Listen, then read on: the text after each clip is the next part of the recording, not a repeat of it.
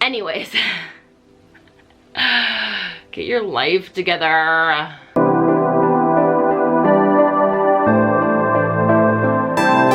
Hi guys, welcome back to today's vlog. So I'm just gonna get right to the point and tell you that today I am going to do a birth video vlog. As you're watching this, it's November 5th, which happens to be our anniversary. This time last year, we did our IVF transfer to have our twin boys. Of when we had our twin boys? How do I phrase this? I don't know. This time last year, on November 5th, is when we did our IVF transfer of our twin boys. There we go. Wow. So I thought in honor of that day, I would do a birth vlog video of when I actually had the boys. I know before I did a delivery vlog, and that was just kind of like the happenings of that day, but I haven't really went into detail on how that day went, especially since I didn't vlog very much of what went on. So I thought for reference for me, for my next pregnancy, and also for information for you guys, I would do a birth video vlog. Yeah.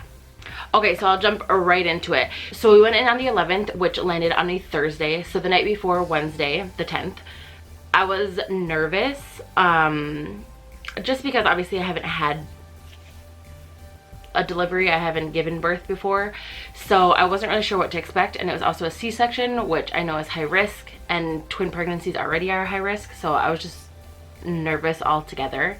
So the night before, I had to stop eating by midnight. The C-section was scheduled for 9 o'clock. I needed to be there by 7, and I had to have not eaten 8 hours prior to the 9 o'clock. So the night before, Troy and I went to Walmart and we got a rotisserie chicken. We put rice on at about 10:30ish, and then we stuffed our faces with chicken and rice. Then after eating, we tried our best to go to sleep. Troy, it was a little bit easier for him. For me, I was too excited and nervous, so I probably fell asleep about 2, maybe even almost 3, and then I had my alarm clock set to go off at 5 a.m. because we needed to be there at 7, and it was a Thursday morning, and our hospital was in like the heart of downtown. I knew that it was going to be traffic and busy, so I knew we had to at least get out by like 6 o'clock. Okay, sorry, this guy woke up. Hi. Okay, but like I said, I woke up at 5 a.m. All I had to do was shower. My bags have literally been packed for weeks because I went on bed rest back in May, so I had been prepared since then with bags packed and everything. So all I had to do was get up, shower, Troy had to shower, and then we were just like on our way. We actually got there in like really good time. We probably got in about like 6:40, so we had like 20 minutes to like take our time. Troy ended up, so there's kind of like a little half circle thing in like the front of like the baby mother center where like laboring moms or whatever can get dropped off, and then like also mothers who are like leaving the hospital with their babies can get picked up. So anyways, Troy dropped me off there, and then he went up the ramp to go park, and then he met me down there. So I just went down there and I like sat and waited. I ended up calling my mom while I was waiting because she was actually going to meet us there in the morning, so I was kind of just giving her a rundown of like where to go and where to be. So basically once I got there, we went in, we checked in, and they took me right back to a room. They already had my clothes there, and I like got changed right away.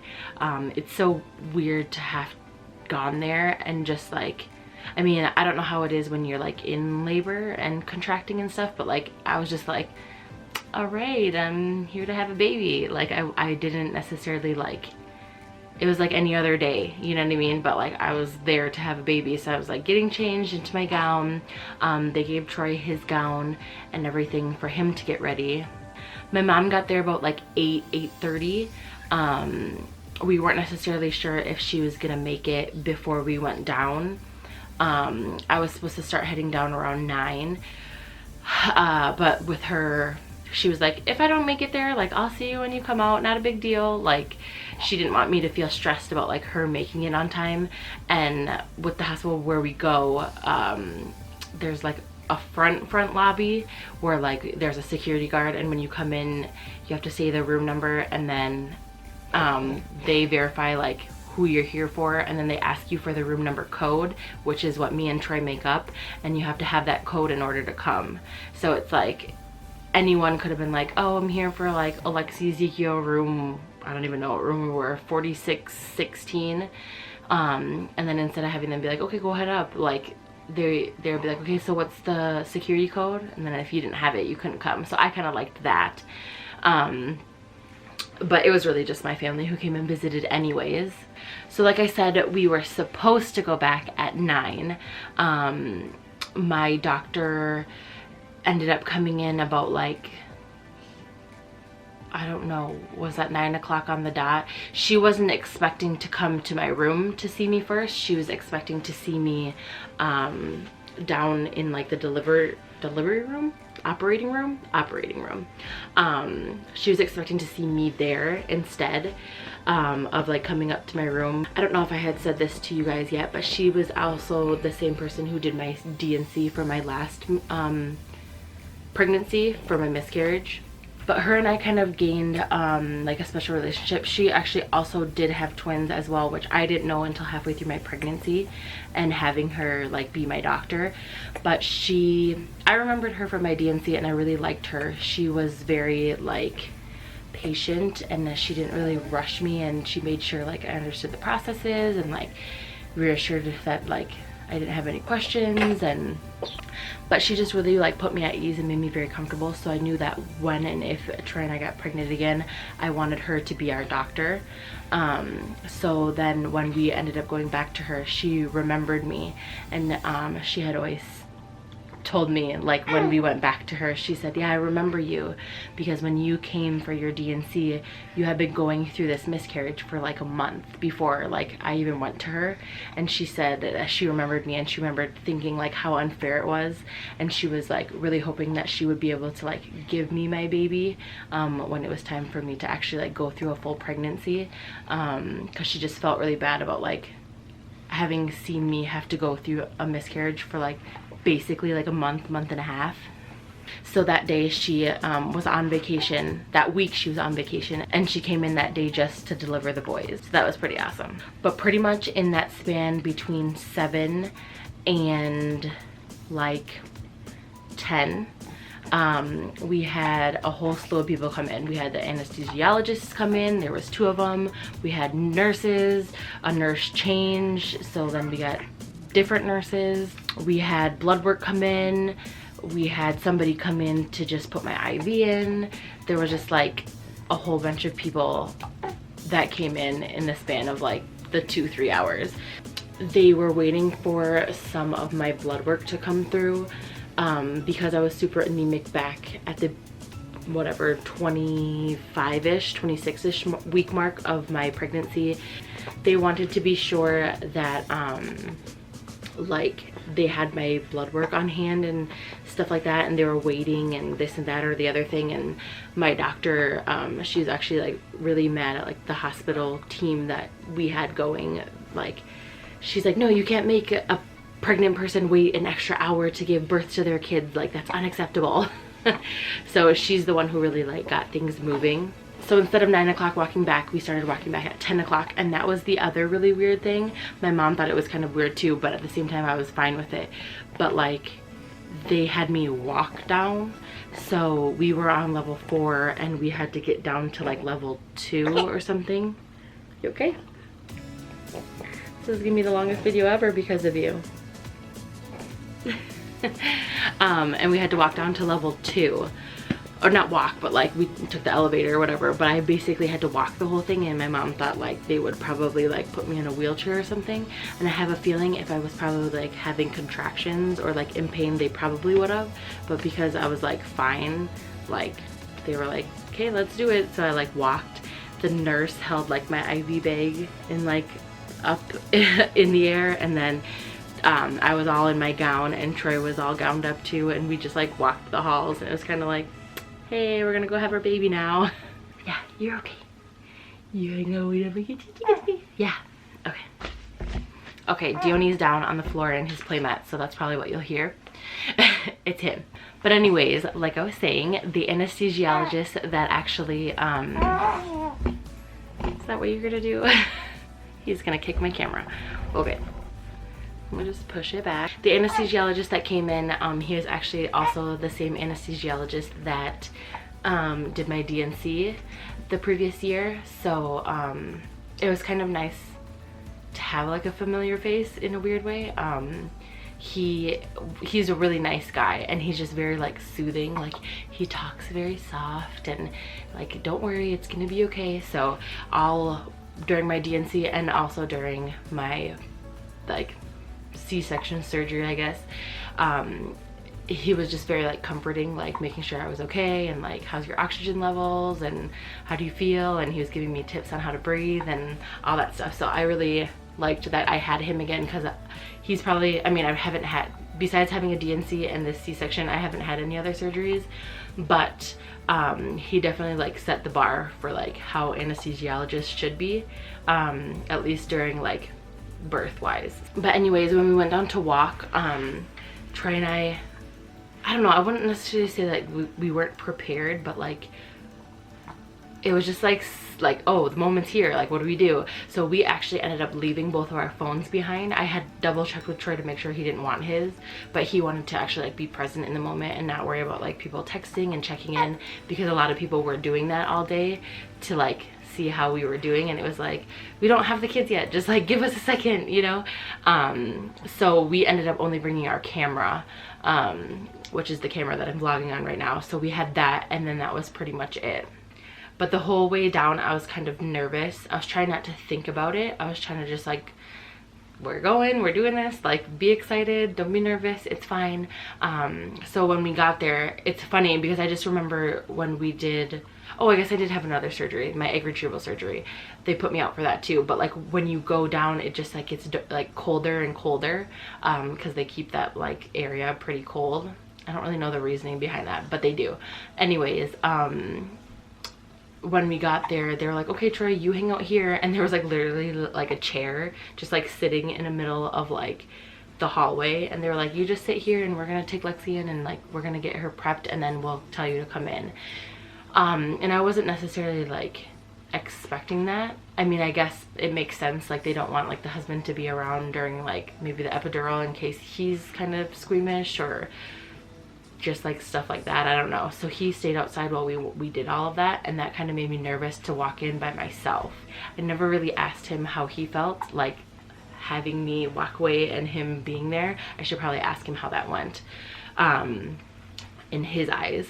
But hi, do you just want to be held? But I went back and I did my epidural, and it was really not as bad as I was picturing. And I don't know if everyone pictures the same thing, or maybe everyone like has that same feeling where they think it's gonna be really bad and it's not bad at all, or if I'm just so used to getting poked by needles because of IVF. But really it was just like that. I was expecting it to be some big giant thing where it like hurt so bad, like I felt like I was gonna pass out or throw up, or like a huge pain.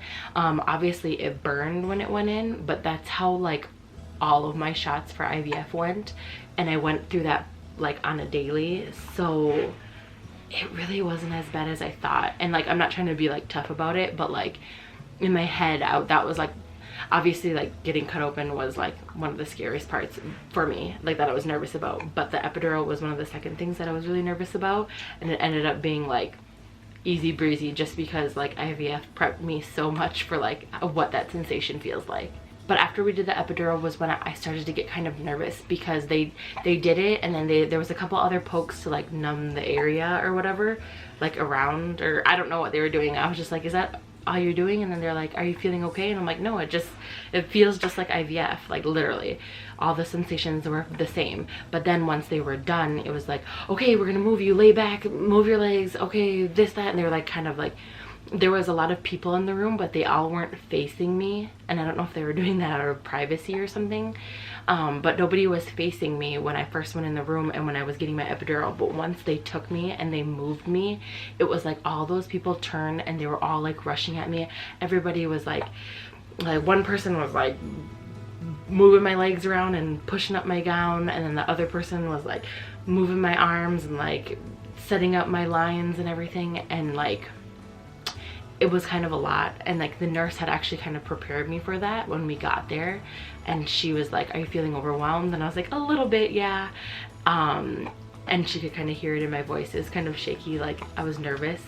And then everyone was kind of poking and prodding, and I was getting really overwhelmed and really nervous. So I actually ended up asking, I was like when can we bring Troy in? Like I need Troy right now. Like there's a lot of people I don't know. My doctor wasn't there yet. All I knew was like my nurse, my anesthesiologist, he wasn't in there quite yet.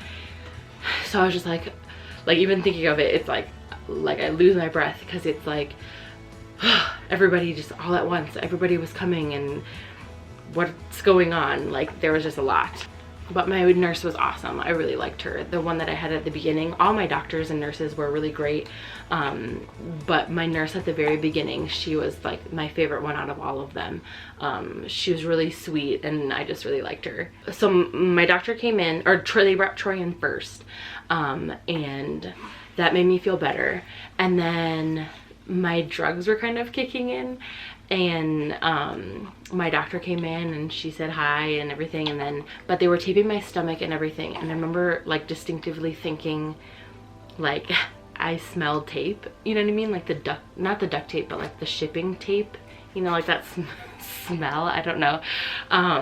So my anesthesiologist was like checking in with me, and he's like, how you doing? And I was like, I smell tape. And he was just like, oh yep, they're just like working the area, like it'll start soon, like how's your breathing, how you doing? And I'm like, I was just like so fixated on like the tape that I kept being like, I smell tape. And he's like, yeah, it's fine, like do you not like that smell, is it bothering you? Or I was just like, I didn't even care, I just was like focused on it, and it was like, what's going on with the tape? But I was definitely getting kind of loopy with all my medication. My second surgeon, which was like another doctor from like where I would get checkups, it was just kind of like her assistant, or not her assistant, but like her kind of her backup. He was just another one of the doctors, but his name is Angelo, or like Dr. Angelo. And he came up and he just like, he didn't really like introduce himself, but he kind of like looked over like the drape, they had the drape up, and I remember just being like, are you Angelo? And he's like, yes I am. And I'm like, thanks for coming. I don't know why I felt the need to say that, but I felt the need to thank him. The other thing that I had the feeling to do, but I fought the urge, because I remember being like, Lexi, you're just like on loopy drugs and like you're being weird. But there's that drape that's there, and everybody was like doing like their work and stuff on the other side. But I like felt the huge sensation to like put my hand up to the drape, you know, like somebody would do with like a shower curtain, you know. And I wanted to be like, high five guys. And I remember being like, don't do that, like there's knives and stuff down there, and like they're working, like don't hit the drape. The other thing that I thought was kind of funny is so they got everything ready, and then before they even started the surgery, it's like they go around. And I mean, I know movies aren't always accurate, or like TV shows. I mean, I'm the queen of Grey's Anatomy. I can totally be a doctor because I watch it.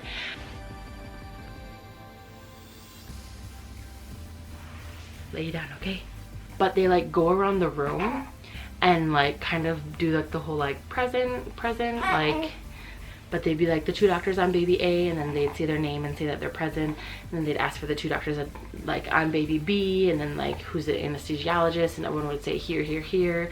And then before my doctor would step up to me and like begin the surgery, she was like, if anyone feels unsafe about this surgery, like speak up now. And then like they kind of went around the room and were like, I don't feel unsafe, I don't feel unsafe, I don't feel unsafe. And it's kind of like, it was so weird. But when they were going around saying present, that was another thing that my drugs were telling me to do.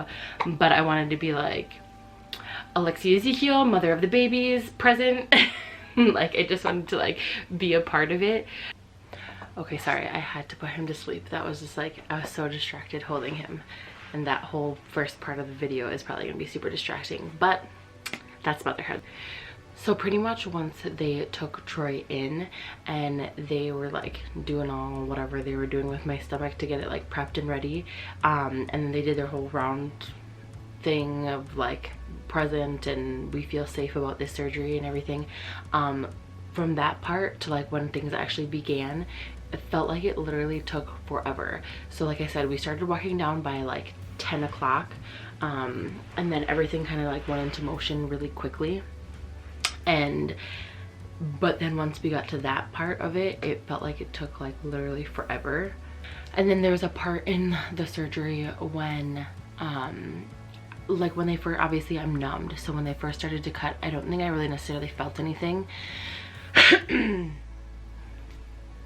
don't think I necessarily really felt anything, but like all of a sudden I felt very like short of breath and like very heavy, like I felt like somebody was sitting on my chest and it was really hard to breathe. And that was one of the things that the anesthesiologist really helped me with, and he was very soothing. Is he was like, sometimes if you like hold your hand up to your mouth and like you can feel the air hit your hand, like you know that you're breathing, and like it kind of tells yourself that you're like okay. So I was doing a lot of that, and that was very helpful, but it was still kind of like ugh. And then it was once they got to the part where they were taking Dione out. So Dione came out first. He was baby A. He came out at 10:49 in the morning on that day. But when they first took him out, it was like my body was missing something, and instantly I like did not feel good. And it is the weirdest sensation to throw up, not only on your back, with just like, so literally I laid on my back and I had my head tilted to the side and they had like a little bucket there, sorry TMI, but to not have any sensation of your stomach and like that heaving muscle, you know what I mean, it was so hard to like be sick. But they took him out and it's like I could hear him crying and I could see them moving him, and I had my glasses on, but obviously from throwing up my eyes were very watery. And it was just like that sensation of like missing something in my body, so instantly I was sick. But I was kind of sad about having that happen to me because I couldn't right away, like I obviously enjoyed the moment, but I couldn't right away instantly enjoy the moment that like my baby was there, and he was like out and he was good. At least at the moment I knew he was good. I heard him cry, but I wasn't like for sure about anything. Then it seemed like it took forever for them to get Makoa out, but really it was only like 2 or 3 minutes later for 9:51. No, I lied, 2 minutes later, because then Makoa came out at 10:51 in the morning.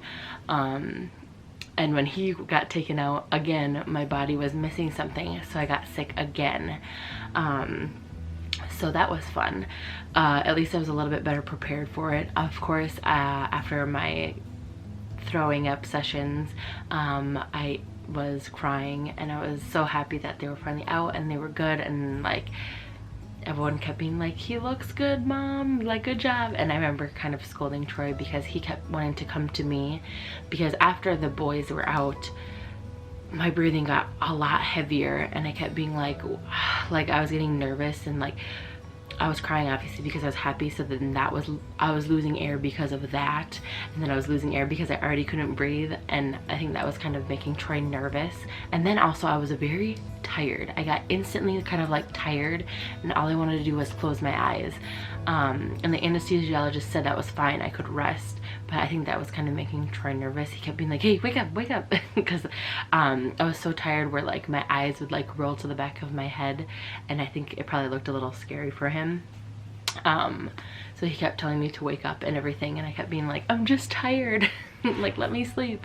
But I was excited. I was excited and I was happy, and I was just ready to be out of the room and being able to like hold the boys. So I can't even tell you what time we got to the recovery room. I don't even remember that. It was such a blur. I was so in and out and I was so tired, but it took them a while obviously to like stitch me back up and get me ready. So we were able to get pictures, which I inserted in the delivery day video that I put up. and we were able to like hold them. I had to like kind of side hold them. As you could see from the blurred out visions on the delivery day vlog, nobody wanted to like fix or like tell me that like my boob was popped out. Obviously I knew that, like being there and taking pictures, but it was like I saw it, but I didn't really like see it because I was so fixated on my kids.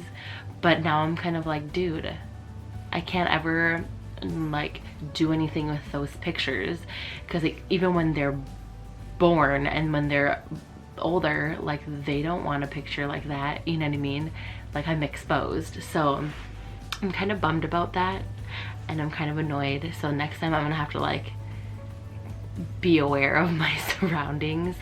But yeah, we got to take pictures and hold them, and then finally they were done and we went to the recovery room. I believe I got to hold Dione while I was being wheeled, but then maybe I wasn't. I like don't even remember anymore. It was such a blur. I'd have to ask Troy. But like they picked, the nice thing that I liked, which I don't know if that's like a new thing or if that's been a thing, but like obviously they have to switch me onto a different bed, and I just got stitched up so I can't like move, but like I was on like an air mattress or something, and they like took the air out because I remember like like deflating and being like what the heck, and then they took me and they moved me. Well, that movement to get onto the like the gurney or the movable bed, I don't know what they call it, to get me to the recovery room, that movement made me sick, so I got sick again. That was fun. And then but like that whole like I don't know, that whole airbed thing, I don't know if that's new, but I kind of was glad that they had that, because I remember thinking to myself like, how the hell am I supposed to like get off of this like surgery bed, you know what I mean? Which now that I'm saying it out loud, I'm kind of like, duh, that's probably been a thing, because like people have surgery all the time and they're never like, let's, you know, get up and walk over to the next bed. I don't know what I'm thinking.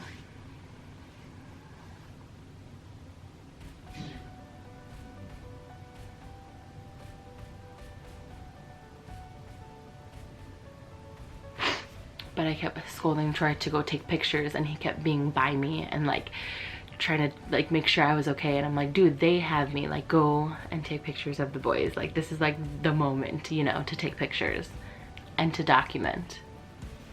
But it was such an amazing feeling to just be like, we did it, you know, like this is what we've been working for 2 years, like all the medication, all the shots, all the money, like the crappy pregnancy, the morning sickness, like all the feelings and all that, like this is where, you know, and I knew that I would feel that feeling. Like all mothers tell you, my sister told me too, like the crappy parts of pregnancy and like the morning sickness and stuff, once you have those kids, you forget about those things, and then you're like, oh my god, I could have like 50 more of these.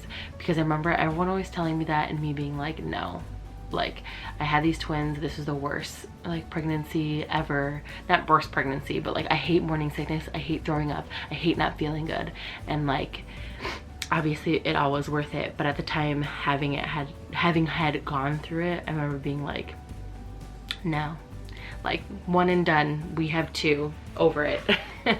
But now that like I had them and I saw them, totally I could do 50 more. But we went to the recovery room then, and then we got to just sit and literally like snuggle our babies. Sat in that recovery room for probably about 2 hours, and then we went back to my room, which also made my mother a little nervous, because she thought that she misunderstood that, like she thought the whole process was gonna take 2 hours, but literally when we left at 10 in the morning, we didn't come back to the room until about 2, and she was expecting us back to the room at noon, and that was about when we went to the recovery room. The whole time we were there, Troy kept asking me, so we didn't have Makoa's name set yet. Dione, we knew the first baby that came out was going to be Dione. The second baby, we were stuck between 2 names. I don't know if I necessarily want to reveal that other name, because we may use it for like one of our future children. But it was between that name and Makoa, and I remember looking at him and being like, I was pretty sure we were gonna name him Makoa. Even when he came out, with his size and how big he was, that name just fit him. But I was also super like loopy on my drugs and stuff that I wanted to like be more aware and more present before I made such a permanent decision. So all the 2 hours while we were in the recovery room, Troy kept asking me to like verify, like, is that his name? Like, is that what you're thinking? What do you think? What do you think? And I kept being like, I can't do this right now. Like, I can't do it with all the drugs in my system. And like, I'm so tired. Like, I was so tired. But that was nice to just be able to be in the recovery room and sit and snuggle. We like traded off here and there on like holding them, but I sat and did a lot of skin to skin, and that was really nice. Like, it's just fun to sit and snuggle and like bond. But we went back to the room, and by that time my dad was he took a half day at work, so he ended up coming to the hospital. So when we got there, it was him and my mom that were in the room. And the first baby they got to see was Mokoa. I actually got to hold Dione. At the time that we were leaving recovery room, I was snuggling with Dione, and they were like, if you want to just hold him while we wheel you, like, that's fine. So I got to sit and hold him, and then Troy pushed Mokoa in his little cart thingy. I don't know what to call it, but he sat and pushed him in his cart all the way upstairs. So that was the first person they got to see was Mokoa, and then I was holding Dione. But then when we got to the room, I switched because I was feeling a little bit more present and aware. I was still kind of tired, but I didn't feel as like loopy, and I literally just like had to sit and stare at Mokoa. Again, like the whole time I kind of looked at him and I was like, yep, that's who this is. Like, this is Mokoa. But I just wanted a little extra time to sit and look. So the only visitors we ended up having was just my parents and then my brother and my sister. Which was kind of like okay with me. I didn't necessarily want like the hustle and bustle of a lot of people at the hospital, just because there was already a lot of people in general. But a lot of doctors and a lot of nurses, because there was obviously like the shift change and whatever. So I probably, like, the whole time being there, I probably had about like 8 to 10 different nurses. So that was kind of like exhausting itself. Obviously a couple nurses were like repeats, because like you could tell they were just like the night nurses. They were always the night nurses, but I didn't necessarily always have the same nurses on both shifts. Like the urologist kept coming in. We had somebody come in to take like a survey. I had Troy deal with that because I was like, I am tired. Like, don't come and talk to me. We had photographer come in, and then lactation came in, and the birth certificate people kept coming in and bothering me because I kept not filling out the paperwork, and they kept being like, we need that before you leave. And I'm like, I know. When they say that you lose your dignity when you're in the hospital giving birth, it's totally true. Like, I started obviously my pumping and my breastfeeding while I was there at the hospital, but nobody gave me that like tank top that you like put over and that holds like the pumps. So literally there was like times where like people were coming in and I was just like holding them, and like I'm fully exposed, and I'm like, hey, what's up? And it was like I didn't even feel uncomfortable anymore, because I was like, you know how many people have just like seen everything? Like, I'm just like over it. But yeah, the next 72 hours was very much a blur. But then on Sunday, my mom and my dad came and they helped us bring the boys home, introduced Kalia to the dog, which I can insert a clip.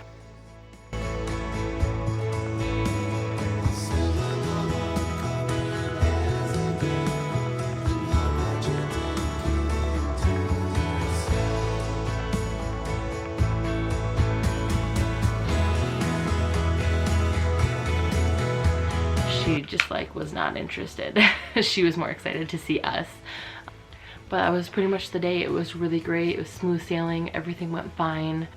I know that I got really lucky, especially with having twins and being on a high-risk pregnancy. I know that not everyone is lucky enough to have had such a great experience. I know mothers and stories of mothers who just had one baby and things didn't go as planned. So I know that things can turn and do anything and go anywhere at any time during all stages and weeks of pregnancy. So obviously I feel really blessed to have gotten this far, to have these beautiful boys in my life, and to have such an easy story to tell. Like literally as I'm telling you this story, I'm thinking to myself, not necessarily that it's not interesting, or maybe you guys do think that, but like most people are like, yeah, you know, this happened or that happened, and like literally mine was like textbook. Like it was good, they came out, they were happy, they cried, their weight was awesome, like their checkups were good, you know, I went in, had my surgery, everything was good, so it was awesome. But that's pretty much all I have for you guys today. I tried to make it short and sweet. One thing that I did want to mention is sometime in November, possibly beginning of December, depending on how the holidays are going for us, I do plan on doing a Q&A. Questions about my personal life, questions about IVF, questions about our future. I've been just getting a lot of frequently asked questions that I think I'm just going to do kind of a Q&A on. One thing I do notice is a lot of you guys have been reaching out to me more on my like social medias, like my DMs and everything for all the social medias that I do link on all my posts down below. But feel free to also ask me questions on here, because I do plan on doing a Q&A at some point. I know I'm not really good with my schedule right now. So if you have any questions that you'd like me to answer in that Q&A, leave them down below, leave them on my social medias, wherever you feel like reaching out. Otherwise, that's all I have for you guys in this video. I will talk to you in the next one. Bye.